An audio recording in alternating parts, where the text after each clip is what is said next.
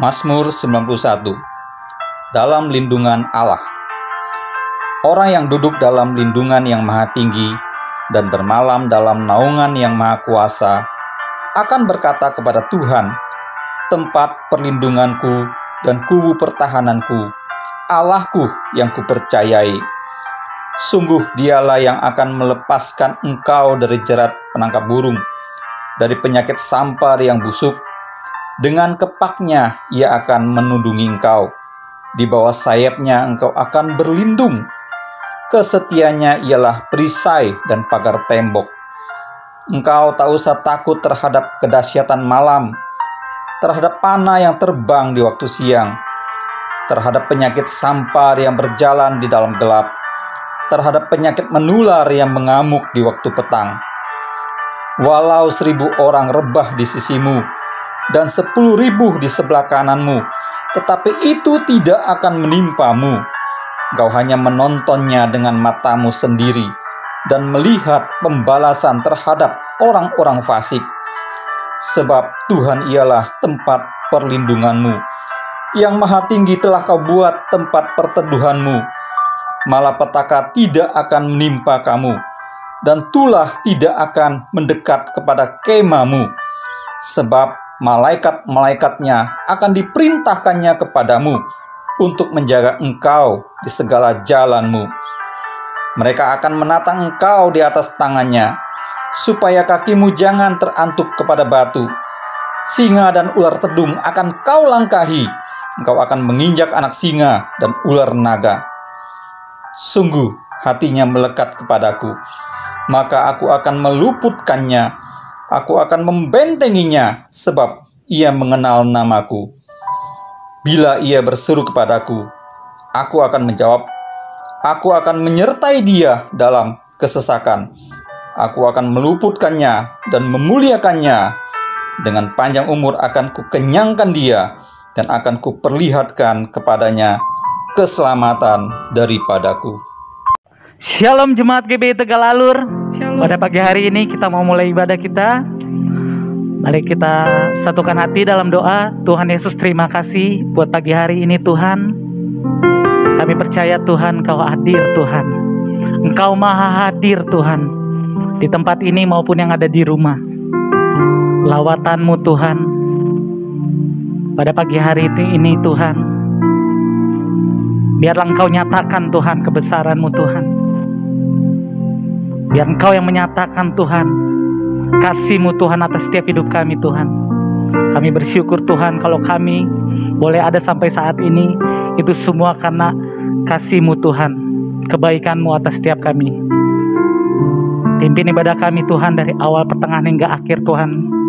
Biar Engkau yang beracara atas ibadah kami Tuhan. Biar Engkau yang melawat setiap kami pribadi lepas pribadi Tuhan. Kami bersyukur Tuhan, punya Allah yang seperti Engkau Tuhan. Tiada nama lain Tuhan di kolong langit ini Tuhan yang layak kami sembah Tuhan, kami tinggikan, kami agungkan. Itu semuanya hanya nama-Mu Tuhan. Thank you Jesus. Terima kasih Tuhan Yesus, terima kasih. Kami alaskan doa kami Tuhan pada pagi hari ini hanya di dalam nama Tuhan Yesus Kristus. Haleluya. Amin. Mari kita naikkan pujian ini dengan iman percaya kita. Kau Bapa yang mengasihiku, kuasa-Mu memulihkanku. Hati yang baru Kau berikan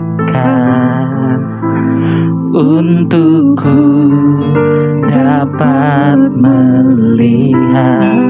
Katakan rencana-Mu Tuhan, rencana-Mu indah bagiku. Kau ada di setiap jalanku. Hatiku haus dan lapar akan Engkau. Sebab itu kami katakan Tuhan, Kaulah segalanya,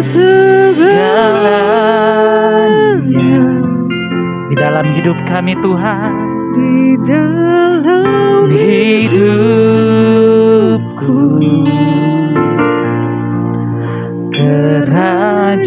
Kerajaan-Mu, kebenaran-Mu, itu bagianku. Kau yang kami pandang, yang ku pandang, selama hidupku.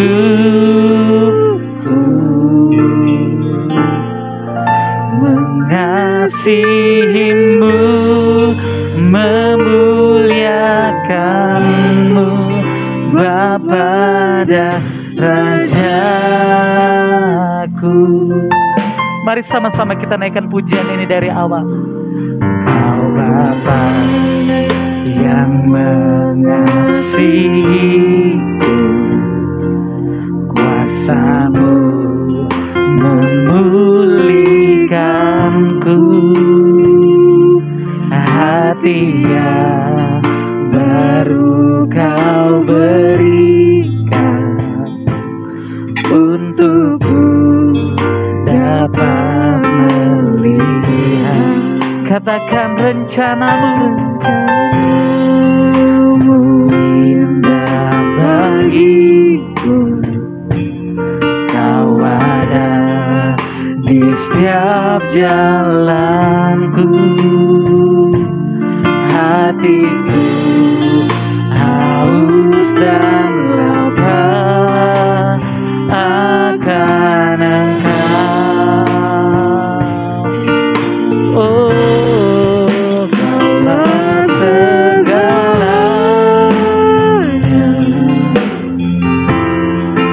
di dalam hidupku.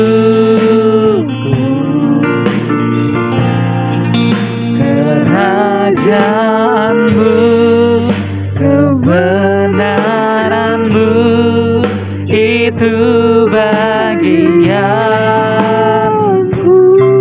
Kau yang kami pandang, yang ku pandang, selama hidupku.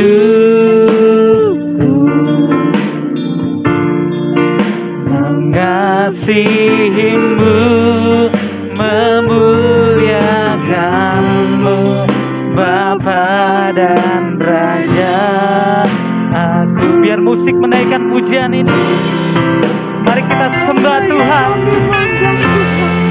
Mari kita merenungkan kebaikan Tuhan atas setiap hidup kita. Karena kasih Tuhan yang begitu besar atas setiap kita, kami sembah. Dia rela mati demi kita, untuk menebus dosa setiap kita. Biar jadi bagian kami Tuhan. Tuhan, ini kami Tuhan. Ini setiap kami Tuhan. Yesus, Kami mengasihi-Mu Tuhan. terima kasih Yesus. Kami mengasihi-Mu Tuhan. Kami perlu Engkau Tuhan Yesus. Kami perlu Engkau Tuhan. Mari kita sembah Tuhan. Inna maya ralaba sika namaya namoya ralaba ya ralaba. Dia namaya ralaba sika namaya ralaba ya ralaba. Dia ralaba ya ralaba. Dia ralaba ya ralaba sika namaya ralaba ya ralaba ya ralaba ya ralaba. Ya ralaba ya ralaba sika namaya ralaba. Terima kasih Tuhan. Terima kasih Tuhan Yesus. Terima kasih Yesus. Mari kita naikkan pujian ini. Kaulah segalanya.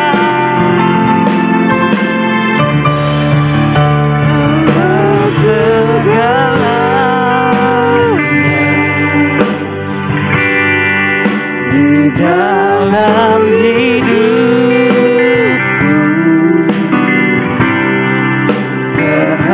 kerajaanmu, kebenaranmu, itu bagianku. Kau yang kami pandang Tuhan, Kaulah yang ku pandang selamanya. selama hidupku.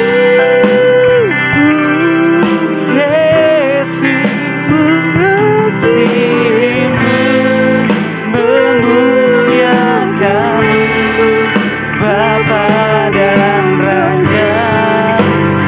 Katakan kaulah segalanya. Kaulah segalanya di dalam hidupku,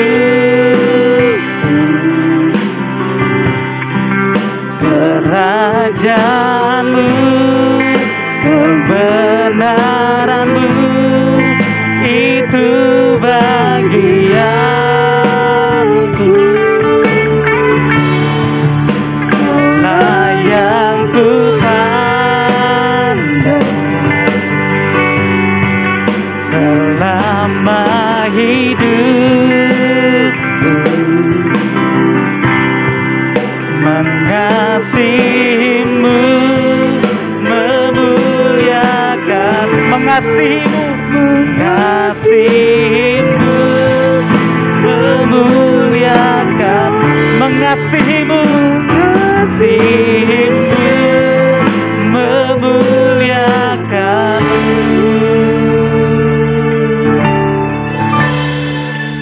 Bapa dan Raja-Ku.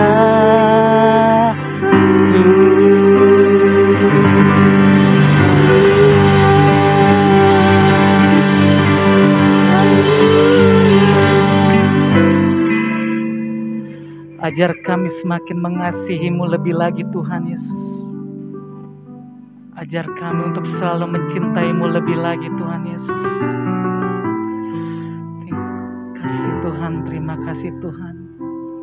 Kalau sebentar Tuhan, kami akan memuji-Mu lebih lagi Tuhan. Yang siap untuk memuji Tuhan, mari sama-sama kita katakan amin. Amin. Masih siap untuk memuji Tuhan Bapak Ibu? Amin. Yang siap untuk memuji Tuhan, mari sama katakan yes. Yes.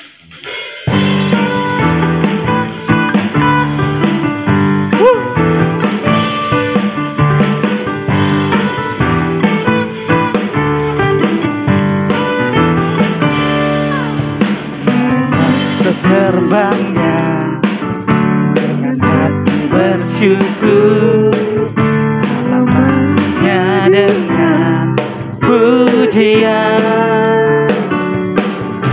penuhi baitnya dengan nyanyian syukur, hadiratnya penuh sukacita. Sebab Tuhan Dia baik dan anugerahnya kekal selama-lamanya. Amin. Sebab Tuhan Dia baik dan anugerahnya kekal selama-lamanya. Amin.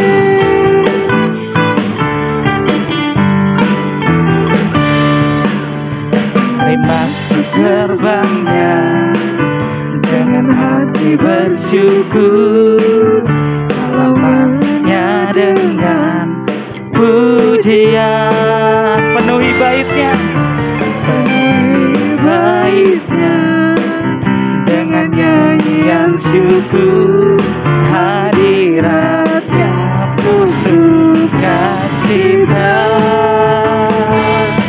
Sebab Tuhan Dia baik dan anugerahnya kekal selama-lamanya.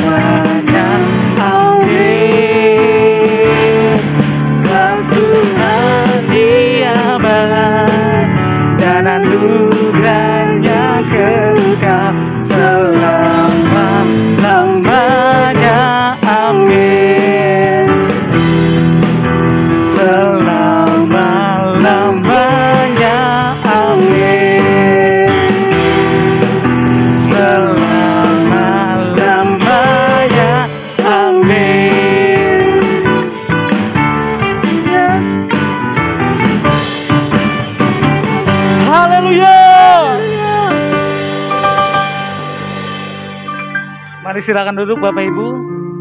Kita mau mendengarkan firman Tuhan.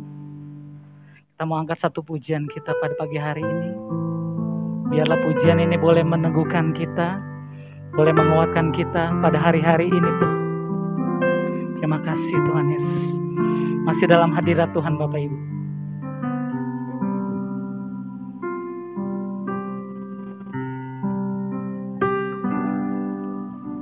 Seperti rusa rindu sungaimu, jiwaku rindu Engkau.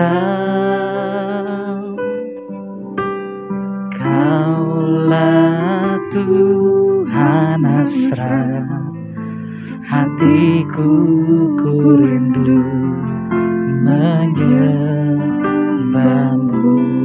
Katakan seperti rusa, seperti rusa rindu sungaimu, jiwaku rindu Engkau.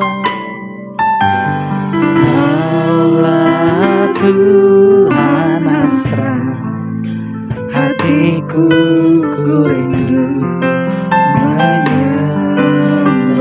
Katakan Engkaulah kekuatan kami, Engkau kekuatan dan perisaiku. Kepadamu rohmu berserah. Kaulah Tuhan hasrat hatiku, ku rindu menyembahmu. Panggil nama Yesus, Yesus, Yesus, Kau berarti bagiku. Yesus, Yesus, Kau segalanya bagiku. Yesus, Yesus, Yesus, Yesus, Kau berarti bagiku. Yesus, Yesus, Kau segalanya bagiku. Kau segalanya bagiku. Kau segalanya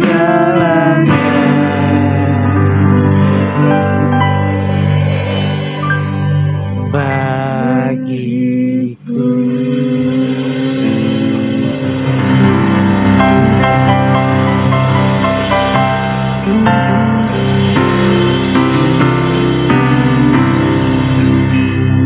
Terima kasih Tuhan, terima kasih Tuhan. Pujian ini mengatakan Tuhan, Kaulah segalanya dalam hidup kami Tuhan.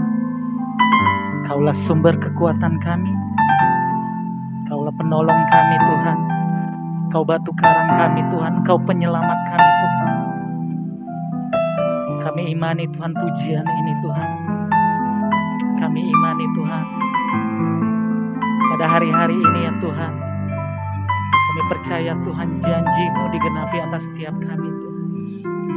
Terima kasih Tuhan Yesus. Sebentar kami akan mendengarkan firman-Mu Tuhan. Urapi hamba-Mu Tuhan yang menyampaikan Tuhan. Kami percaya Tuhan, apa yang beliau sampaikan Tuhan, itu semuanya seizin Tuhan. Otoritas yang daripada Engkau ya Tuhan. Terima kasih Tuhan Yesus, terima kasih. Yang siap untuk mendengarkan firman Tuhan, mari sama-sama kita katakan, amin. Apa yang dimaksud dengan Pentakosta ketiga? 1. Pentakosta ketiga adalah pencurahan Roh Kudus yang dahsyat di zaman ini. melebihi yang terjadi di Azusa Street. 2. Pentakosta ketiga akan mengakibatkan penuaian jiwa yang terbesar dan yang terakhir sebelum Tuhan Yesus datang kembali. 3. Pentakosta ketiga akan membangkitkan generasi Yeremia, yaitu anak-anak muda yang dipenuhi Roh Kudus, cinta mati-matian kepada Tuhan Yesus, tidak kompromi terhadap dosa, dan akan bergerak untuk memenangkan jiwa. 4. Pentakosta ketiga lahir di Indonesia dan bergerak ke bangsa-bangsa. Gerakan ini dari timur ke barat dan akan kembali ke Yerusalem. 5. Pentakosta ketiga akan memberikan kuasa untuk menyelesaikan amanat agung, dan setelah itu Tuhan Yesus datang kembali. Amin.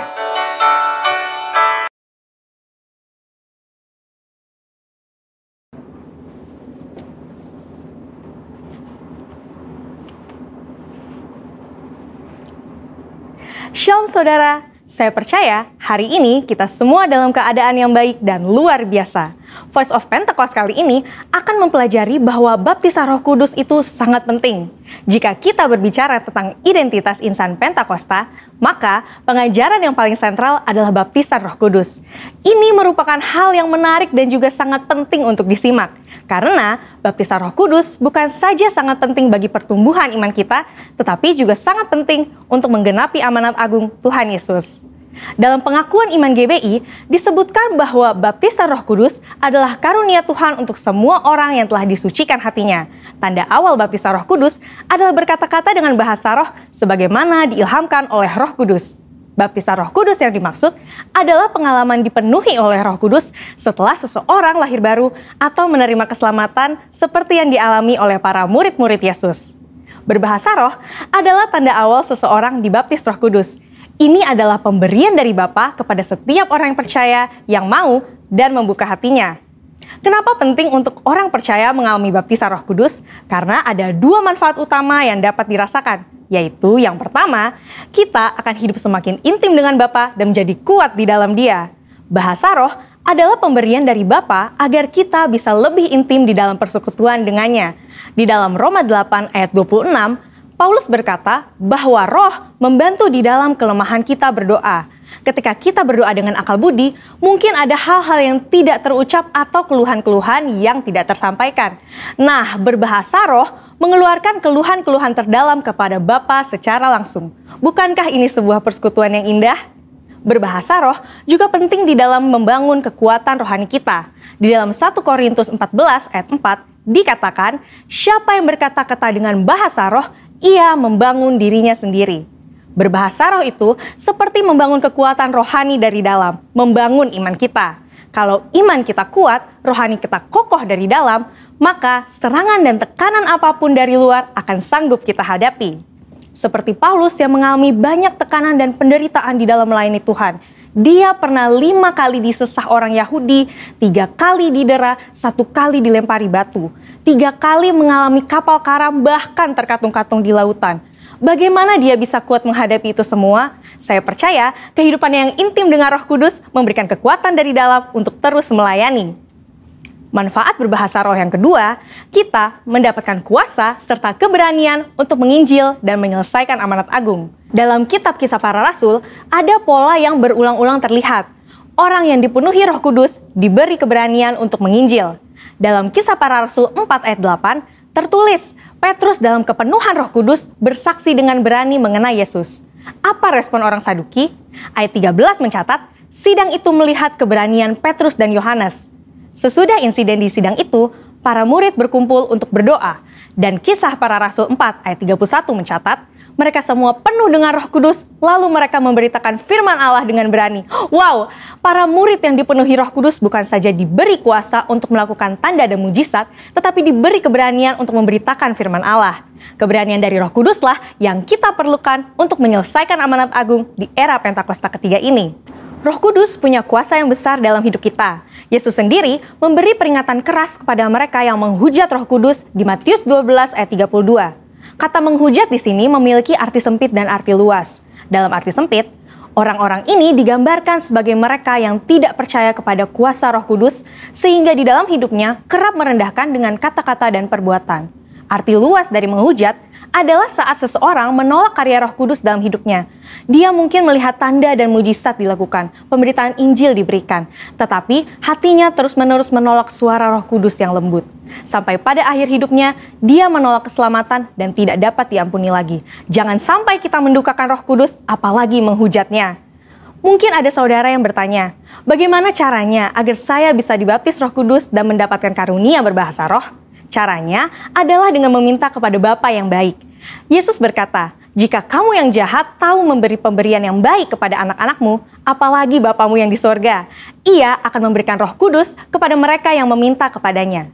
Sembari menantikan baptisan Roh Kudus, jangan pasif, tetapi teruslah berdoa, memuji, dan menyembah Tuhan dengan akal budi kita. Bapa pasti akan memberikan karunia Roh Kudus-Nya pada waktunya. Jadi, setelah mempelajari semua ini, pertanyaannya bukan haruskah kita dibaptis Roh Kudus, tetapi maukah kita dibaptis Roh Kudus? Mari terus bangun roh kita, buka hati kita sehingga kita dipenuhi Roh Kudus. Roh Kudus akan menguatkan kita dan memberi kita keberanian untuk menyelesaikan amanat agung di era Pentakosta ketiga. Saudara, untuk penjelasan lebih lengkapnya dari tim teologi kami, jangan lupa buka link yang ada di atas atau scan QR Code yang tersedia. Salam integritas, Tuhan Yesus memberkati.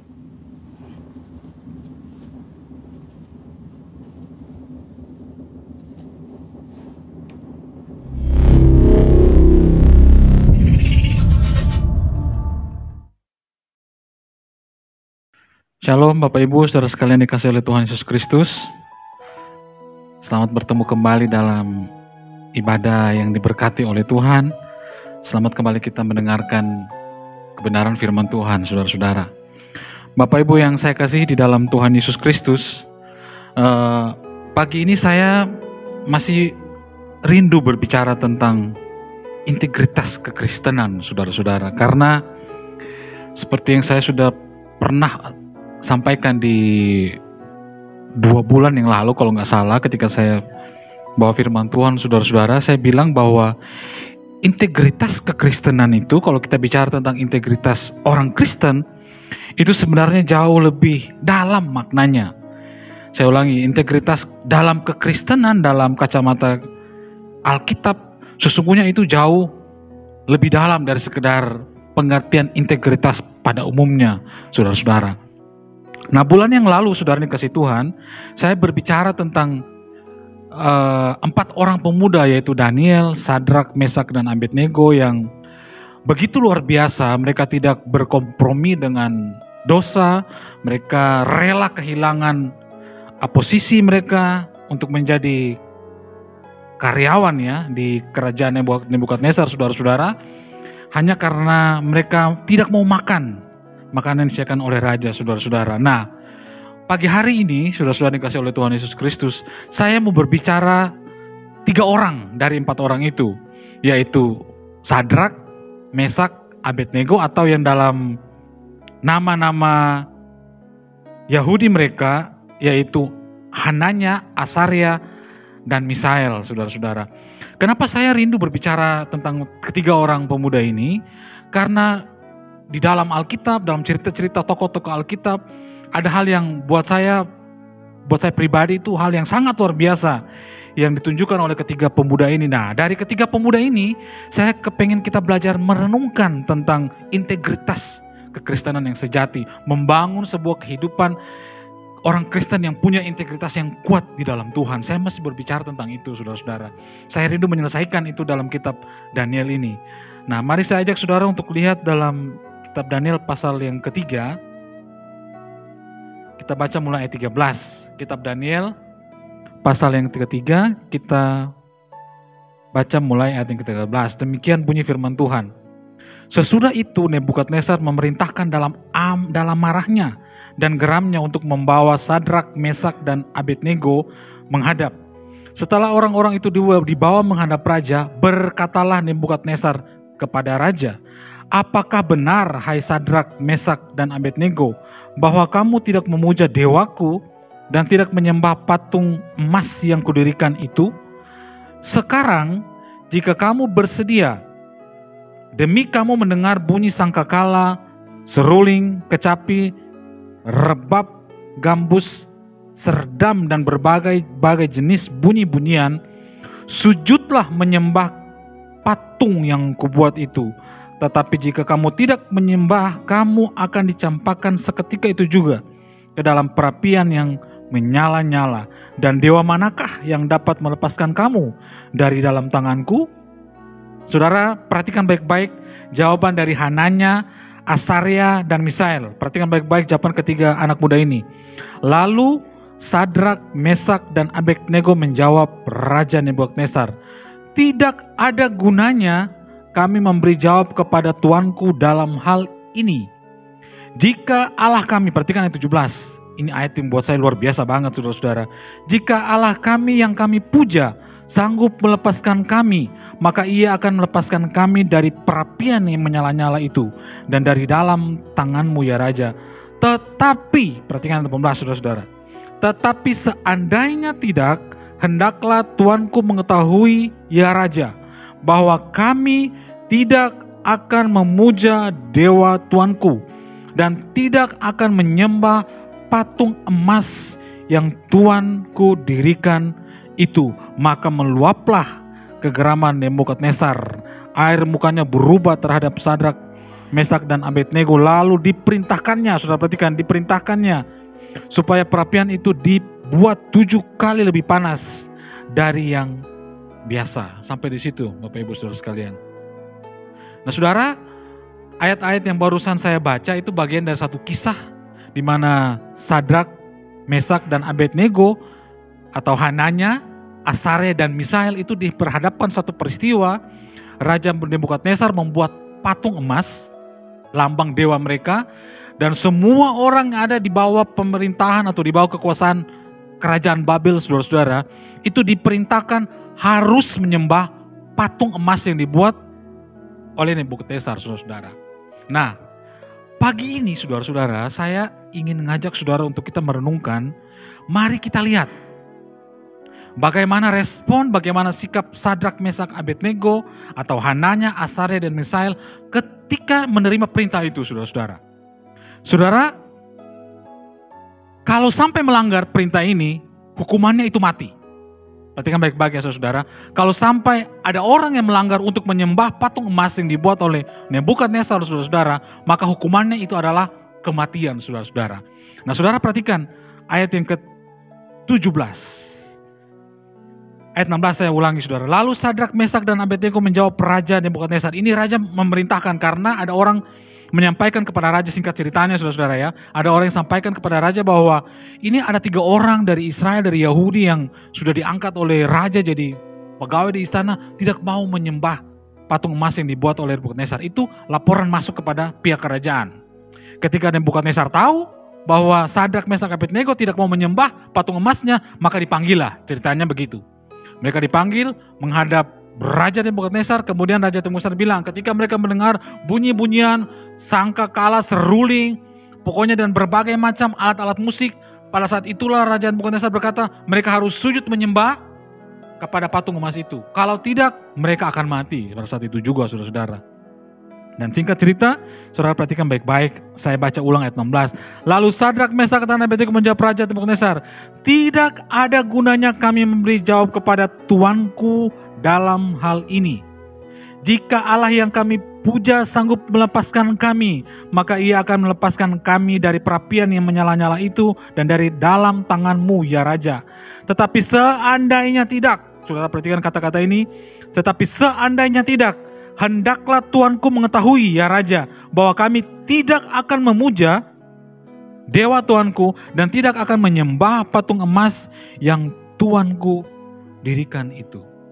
Saudara, saya jujur ya saudara-saudara, saya beri nama anak saya yang paling pertama itu namanya Misael tuh karena terinspirasi kisah ini saudara. Saya begitu kagum dengan iman, dengan mental, dengan keberanian dari 3 pemuda ini saudara-saudara. Mereka berkata begini kepada Raja Nebukadnezar, hendaklah tuanku tahu, kalau katanya mereka bertiga, kalau Tuhan yang mereka sembah itu sanggup melepaskan, ya Tuhan akan melepaskan mereka dari perapian yang menyala-nyala itu. Tapi ada kalimat selanjutnya yang dikatakan oleh mereka bertiga yang sangat luar biasa. Mereka berkata begini saudara-saudara, kalaupun, bahasa gampangnya dalam bahasa Indonesia saudara-saudara, kalaupun Tuhan yang kami sembah Tuhan Allah Israel, Tuhan Allah Ishak, Allah Abraham, Ishak, Yakub itu yang mereka sembah.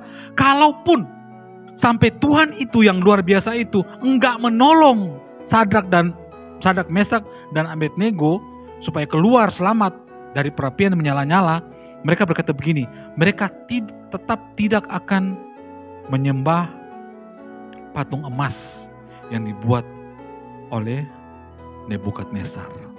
Nah saudara, yang dikasih oleh Tuhan Yesus Kristus, ini yang kita akan sama-sama renungkan. Dari sini saudara-saudara, kita bisa melihat bahwa keteguhan iman, integritas saudara-saudara. Keteguhan iman, ingat ya, ingat pelajaran-pelajaran atau khotbah-khotbah yang saya sudah sampaikan beberapa bulan yang lalu. Integritas itu bicara keseluruhan hidup, tubuh jiwa roh kita nyatu. Semua yang kita lakukan itu sama, karena tubuh jiwa roh kita itu bergeraknya ke arah yang sama. Ingat, itu integritas. Dari sini saudara-saudara, kita belajar begini, begitu luar biasanya keteguhan iman daripada Sadrak, Mesak, dan Abednego. Sampai mereka berkata begini, kalaupun Tuhan yang mereka sembah nggak nolong, mereka tetap tidak akan menyembah patung emas yang dibuat oleh Nebukadnezar. Saudara, ini sangat berbanding terbalik atau sangat jauh terbalik dengan keadaan kita orang-orang Kristen atau orang percaya saat ini. Kadang-kadang kita kan berdoa kan berbeda dengan ini saudara. Kalau doa kita kadang-kadang, Tuhan kalau Tuhan gak tolong, maka saya gak akan ke gereja. Tuhan kalau Tuhan gak berkati saya gak akan memberkati orang yang lain. Kalau Tuhan gak berkati saya malas beribadah. Kalau Tuhan berkati saya malas untuk dengar firman Tuhan. Saya malas untuk baca firman Tuhan.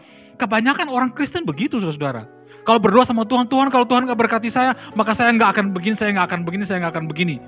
Intinya seperti itu saudara-saudara. Secara gampangnya. Tapi saudara perhatikan baik-baik, Sadrak, Mesak, dan Abednego. Mereka berkata, kalaupun Tuhan tidak tolong, mereka diperhadapkan saudara dengan perapian yang dipanaskan 7 kali lipat.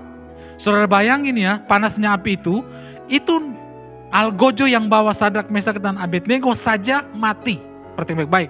Panasnya api itu algojo yang bawa mereka untuk dibuang ke perapian, itu algojonya saja mati saudara-saudara. Logikanya harusnya Sadrak, Mesak, dan Abednego bukan cuma mati, mungkin ampasnya kali nggak kelihatan karena saking panasnya sehingga itu algojo yang bawa Sadrak, Mesak, dan Abednego untuk masuk ke perapian itu mati saudara-saudara. Tapi mari kita lihat kisah selanjutnya yang terjadi bagaimana. Sadrak, Mesak, dan Abednego tetap tidak menyembah dewanya Nebukadnezar. Sadrak, Mesak, dan Abednego tetap tidak menyembah patung emas yang dibuat oleh Nebukadnezar. Nah saudara, dalam waktu yang singkat ini yang kita pengen belajar sama-sama. Apa yang kita mau pelajari dari Sadrak, Mesak, dan Abednego? Mereka punya keteguhan iman. Mereka punya ketetapan iman. Saudara-saudara, itu yang saya mau katakan. Itu integritas diri daripada Sadrak, Mesak, dan Abednego begitu sangat kuat. Sehingga penyembahan mereka kepada Tuhan tidak bisa tergantikan oleh apapun. Sekalipun ada ancaman kematian yang menghampiri mereka, kalau mereka tetap menyembah Tuhan Allah Israel. Kalau mereka tetap menyembah Tuhan Allah Ishak, Allah Abraham, Ishak, dan Yakub, mereka akan mati saat itu juga. Tapi saudara perhatikan baik-baik kisah ini. Sadrak, Mesak, Abednego, Hananya, Asaria, Misael tetap ketika bunyi musik dibunyikan, hiruk pikuk itu karena suara-suara musik dibunyikan di kerajaan Nebukadnezar, Hananya, Asaria, dan Misael tetap tidak menyembah dewa Nebukadnezar. Mereka tetap tidak menyembah patung emas itu. Nah saudara-saudara yang dikasih oleh Tuhan Yesus Kristus, ini salah satu contoh integritas yang sejati dari kehidupan seorang yang percaya kepada Tuhan. Saudara, ada banyak peristiwa dalam kehidupan kita sehari-hari yang bisa membuat saudara dan saya punya penyembahan berubah. Saya ulangi, ada banyak hal yang bisa terjadi dalam kehidupan kita sehari-hari yang bisa membuat penyembahan kita, yang bisa membuat keyakinan kita kepada Tuhan itu berubah. Bisa faktor ekonomi saudara-saudara, bisa karena faktor sakit penyakit yang berulang-ulang atau berkepanjangan saudara-saudara. Itu saudara-saudara, itu bisa mengganggu atau itu bisa membahayakan fokus penyembahan kita atau bahkan keyakinan kita kepada Tuhan. Nah, pagi hari ini saudara-saudara, mari kita belajar satu hal begini. jadilah orang Kristen. Kalau di bulan yang lalu saya berkata jadilah orang percaya, jadilah anak-anak Tuhan yang tidak punya standar ganda, yang tidak mau berkompromi dengan dosa. Nah hari ini kita belajar begini, mari kita jadilah anak Tuhan yang tidak mempunyai dua warna kehidupan. Atau maksud saya begini saudara-saudara, jangan saudara mempunyai dua fokus penyembahan. Saudara menyembah Tuhan iya, tapi saudara juga menyembah yang lain, saudara-saudara. Anda menyembah Tuhan, Anda datang ke gereja, Anda beribadah, Anda dengar firman Tuhan, tapi di luar itu Anda juga menyembah yang lain, saudara-saudara. Hanya karena kenapa? Itu yang saya katakan tadi. Mungkin karena hanya menyembah Tuhan, Anda merasa kurang diberkati, Anda merasa usaha kurang diberkati, Anda merasa karir kurang naik, Anda merasa kesehatan Anda mungkin kurang bagus, karena hanya satu fokus Anda kepada Tuhan, lalu Anda mulai cari penyembahan yang lain. Nah saudara-saudara dikasih oleh Tuhan Yesus Kristus, lewat firman Tuhan pagi hari ini, mari saya ajak saudara jemaat di Tegal Alur, ayo jadilah anak Tuhan yang tidak boleh punya, jangan punya dua fokus penyembahan. Jangan punya dua warna kehidupan. Jangan punya dua Tuhan dalam kehidupan saudara dan saya. Tuhan kita cuma satu, Tuhan Yesus Kristus. Allah kita cuma satu, Allah Abraham, Ishak dan Yakub. Cuma satu. Jadi kalau saudara dan saya mau belajar, kalau kita mau belajar jadi orang Kristen yang punya dampak, orang Kristen yang punya integritas yang sejati dalam hidupnya saudara-saudara, jadilah orang Kristen yang hanya menyembah Tuhan saja dalam hidupnya. Apapun yang terjadi. Amin saudara-saudara. Apapun yang terjadi mari belajar sekali Tuhan Yesus yang kita sembah tetap Tuhan Yesus. Mungkin kita dilanda masalah ekonomi, belajar tetap hanya mempercayai Tuhan Yesus. Mungkin usaha kita kurang berhasil, saya ajak saudara jemaat Tegal Alur belajar untuk hanya mempercayai Tuhan Yesus. Jangan cari pertolongan yang lain. Ketika usaha Anda mungkin kurang lancar, saya ajak jemaat Tegal Alur, ambil tindakan, jaga integritas diri, tetap mengandalkan Tuhan, tetap berdoa hanya kepada Tuhan Yesus. Jangan cari ke Gunung Kawi. Saudara ingin sukses, Anda percaya Tuhan, lalu Anda percaya juga roh-roh di Gunung Kawi, itu Anda nggak punya integritas sama sekali sudah di dalam Tuhan. Itu orang Kristen yang sama sekali nggak punya integritas itu. Kita percaya Tuhan Yesus, tetapi ketika usaha kita kurang bagus jalannya, kita cari pertolongan di Gunung Kawi. Lalu kita datang, kita menyembah, kita bawa sesajen ke sono, kita datang meminta berkat dari roh-roh di sana. Saudara, jangan jadi orang Kristen seperti itu. Integritas kita kagak ada sama sekali, saudara-saudara, kalau kita seperti itu. Saudara, suatu saat saya lagi narik Grab nih ya. Ini saya cerita karena sekarang saya sering di Grab. Karena aktivitas belum ada, belum normal kan di gereja saudara. Saya jemput satu orang di Tangerang, mau ke Cikupa. Ibunya duduk di depan. Lalu ngobrol-ngobrol lah si ibu. Pak, saya mau ke tempat ini loh Pak. Emang kenapa Bu? Iya soalnya usaha lagi seret, kata si ibu usaha lagi seret. Jadi dia kata si ibu dia sudah berdoa kepada Tuhannya ya.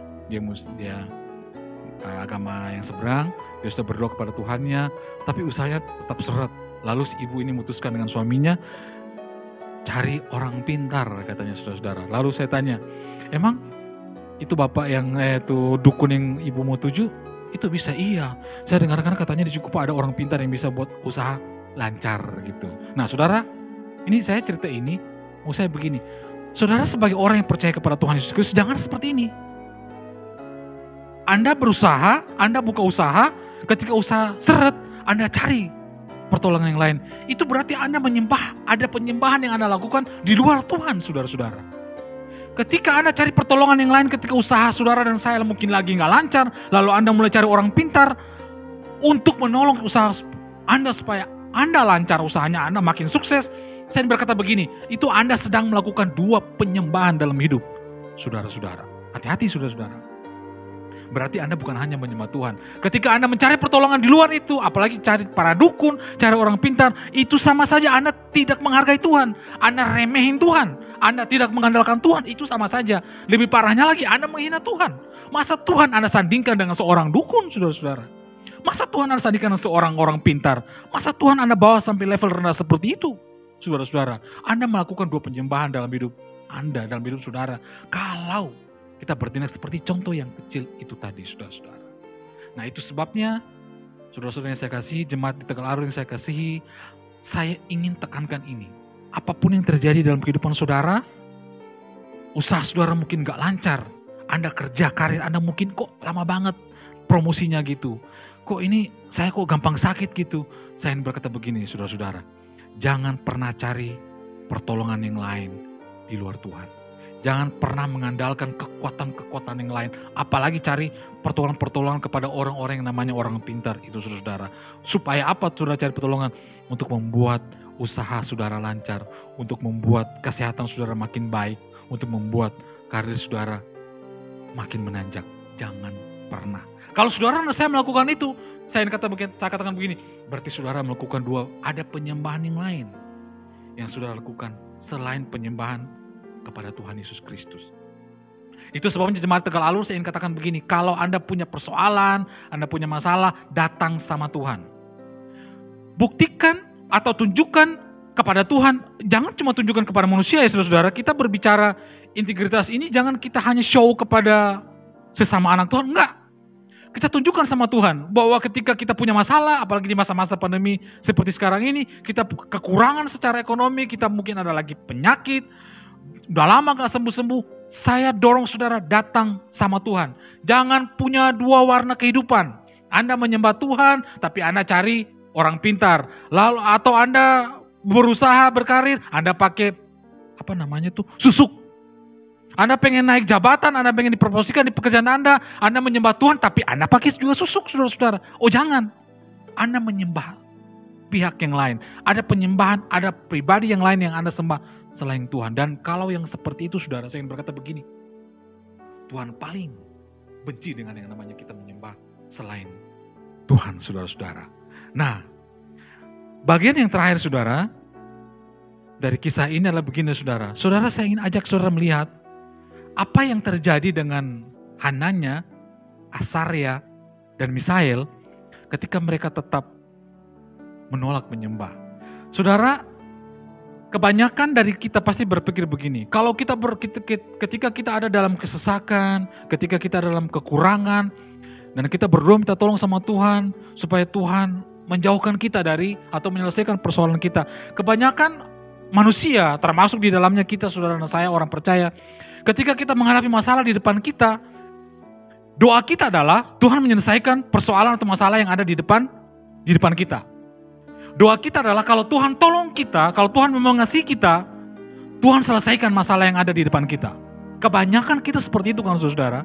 Kita berdoa sama Tuhan ketika kita menghadapi masalah, kita berdoa Tuhan tolong supaya masalah ini cepat lalu dari hidup saya dan saudara. Kita berdoa begitu. Tuhan, kalau Tuhan mengasihi saya, kalau Tuhan memperhatikan saya, Tuhan tolong supaya masalah ini lalu dari kehidupan saudara dan saya. Nah pagi ini saudara, saya kepengen ajak saudara merenungkan kisah ini. Apa yang terjadi saudara-saudara dengan Hananya, Asaria, dan Misael? Apakah Tuhan melenyapkan dapur perapian yang menyala-nyala itu saudara-saudara? Apakah Tuhan buat api itu mati yang sudah dipanaskan 7 kali lipat sampai algojonya saja mati karena gara-gara pegang Hananya, Asaria, dan Misael saudara-saudara? Apakah Tuhan memadamkan api itu? Jawabannya tidak. Api itu tetap ada. Dan apakah Asaria, Misael, Hananya tidak dibuang ke dalam api saudara-saudara? Cara Tuhan menolong. Mari saya ajak saudara melihat bagaimana cara Tuhan menolong. Apakah mereka bertiga tidak jadi dibuang ke dalam api? Tidak. Lalu apa yang terjadi dengan mereka bertiga saudara-saudara? Mereka bertiga tetap dibuang ke dalam dapur api yang panasnya sudah dipanaskan 7 kali lipat. Nah saudara, ketika Hananya, Asaria, dan Misael dibuang ke dalam perapian lautan api yang panasnya minta ampun itu saudara-saudara, disitulah baru Tuhan nyatakan pertolongannya saudara-saudara. Ini saya tambahin nih saudara, nah apa makna ini buat saudara dan saya? Sebenarnya ada kisah Daniel yang saya mau tambahin, tapi hari ini dululah. Saudara, apa maksudnya ini dalam kehidupan saudara dan saya? Saudara, mari berpikir begini, kalau saudara dan saya rindu melihat perkara Tuhan yang besar dalam kehidupan saudara dan saya, kalau kita rindu melihat perkara-perkara yang ajaib yang Tuhan nyatakan dalam kehidupan saudara dan saya, maka jangan berdoa Tuhan lalukan persoalan itu. Tuhan angkat api yang menyala-nyala itu. Tuhan segera hilangkan sakit penyakit. Tuhan segera lunaskan hutang. Itu masalah itu. Konteks sudah salah, udah jauh banget itu. Itu salah, itu kesalahan saudara dan saya pribadi. Saudara, saya ulangi. Apakah Tuhan matikan api? Tidak. Apakah Sadrak, Mesak dan Abednego tidak jadi dibuang ke dalam dapur api? Tidak. Mereka tetap dibuang ke dalam dapur api yang menyala-nyala. Pertanyaannya, bagaimana cara Tuhan menolong mereka? Di dalam dapur api itu, Tuhan membuat Sadrak, Mesak, Abednego, atau Hananya, Asaria, dan Misael tidak terbakar sedikit pun. Bahkan, bau asap aja kata Alkitab itu nggak ada. Nah saudara, bagian terakhir ini saya mau sampaikan. Saudara, Tuhan kalau mau tolong saudara dan saya, Tuhan kalau mau tolong, kita di dalam lembah kekelaman sekalipun, kalau Tuhan mau tolong, maka kita nggak akan terjadi apa-apa. Sadrak, Mesak, dan Abednego ada di dalam dapur api yang dipanasin 7 kali lipat. Logika tuh nggak masuk, saudara-saudara. Secara logika tuh nggak masuk. Wong Algojo saja yang bawa itu mati, kok masak Sadrak, Mesak, dan Abednego bawa asap saja enggak? Tapi saya ingin berkata begini, kalau Tuhan mengizinkan saudara dan saya menghadapi satu persoalan, satu masalah, maka nggak usah pikirkan jalan keluar, nggak usah minta Tuhan untuk menyingkirkan ini, menyingkirkan itu. Biarkan Tuhan menyelesaikan persoalan itu dengan cara Tuhan. Tugas saudara dan saya hanya satu, jaga integritas keyakinan diri saudara dan saya kepada Tuhan, bahwa Tuhan sanggup menolong. Apapun kekelaman itu, lembah seperti apapun itu, tugas saudara dan saya sebagai orang yang percaya cuma satu, jaga keyakinan, kepercayaan, iman saudara dan saya kepada Tuhan Yesus. Kalau kita berhasil menjaga itu, maka urusan cara menyelesaikan masalah, urusan cara menyelamatkan saudara dan saya dari lembah kekelaman, dari dapur api yang menyala-nyala, itu urusan Tuhan. Amin saudara-saudara. Urusan Tuhan itu menyelamatkan saudara dan saya dengan cara Tuhan. Dari dapur api ke, dari lembah kekelaman ke, atau Daniel dari gua singa ke, itu urusan Tuhan. Urusan kita cukup menjaga fokus penyembahan saudara dan saya kepada Tuhan. Itu bagian saudara dan saya. Nah pagi ini itu pesan yang sederhana yang saya ingin bagikan kepada saudara. Kalau kita mau pengen menjadi orang Kristen yang punya integritas yang sejati dalam Tuhan Yesus Kristus, milikilah satu-satunya penyembahan hanya kepada Tuhan Yesus Kristus. Apapun yang terjadi dalam kehidupan saudara dan saya, dalam kehidupan keluarga dan saya, jangan pernah mencari penyembahan yang lain. Jangan pernah mencari pertolongan yang lain hanya untuk memuluskan usaha, hanya untuk memuluskan karir saudara dan saya, hanya untuk membuat kita makin dihargai orang lain, kita pakai susuk, kita pakai ilmu-ilmu macam-macam. Jangan pernah saudara. Apapun persoalan kita, di lembah kekelaman seperti apapun, di dapur api seperti apapun itu saudara, tetap jaga iman. Karena Tuhan pasti akan menolong saudara dan saya. Dia tidak pernah akan membiarkan kita, dia akan menolong sesuai dengan caranya Tuhan, saudara-saudara. Amin. Demikianlah firman Tuhan yang saya sampaikan pagi hari ini. Saya akhiri, saya ajak saudara sekalian satu dalam doa. Bapa, kami bersyukur buat pagi hari ini. Kami bersyukur buat firman Tuhan yang kembali mengingatkan kami Tuhan. Agar ketika kami memutuskan untuk mempercayai Tuhan, maka apapun yang terjadi dalam kehidupan kami Tuhan, kami tidak akan mencari petunjuk-petunjuk yang lain. Kami tidak akan meminta pertolongan yang lain ketika kami menghadapi persoalan yang ada di depan. Persoalan besar apapun, lembah kekelaman seperti apapun, dapur api seperti apapun Tuhan. Kami akan tetap mempercayai Tuhan. Kami tidak akan menjual keyakinan kami kepada Tuhan Yesus. Dan kepada Tuhan Yesus kepada keyakinan yang lain Tuhan. Kami tak akan menjaga keyakinan kami hanya kepadamu ya Tuhan Yesus Kristus. Terima kasih Bapa, Roh Kudus, Tuhan Yesus, terima kasih buat firman. Hamba berdoa Tuhan, biarlah Roh Kudus bekerja lebih lagi Tuhan. Bekerja lebih lagi, menjelaskan lebih jauh lagi kepada setiap jemaat-Mu yang mendengarkan kebenaran firman Tuhan ini. Dalam nama Tuhan Yesus Kristus, kami sudah berdoa mengucap syukur, haleluya. Amin.